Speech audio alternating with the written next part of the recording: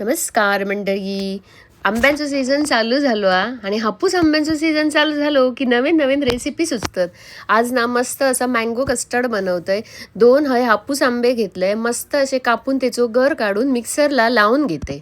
गॅसवरती पातेला ठेवलंय आणि अर्धा लिटर दूध ना मस्त असा उकळून घेतलंय. आता उकळलेल्या दुधात ना एक छोटी वाटी साखर घालते आणि परत छान असा दूध ढवळते. कस्टर्डसाठी आहे ना मी मँगो कस्टर्ड पावडर घेतले.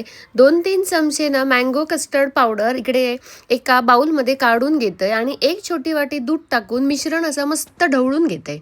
चला आता उकळलेल्या दुधात ना कस्टर्ड छान असा थोडा थोडा करून टाकूया आणि मस्त असा ढवळून घेऊया. आणि ढवळून झाल्यानंतर थोडीशी ना वेलची पावडर टाकते, मस्त असं सुगंध येऊ हो म्हणून.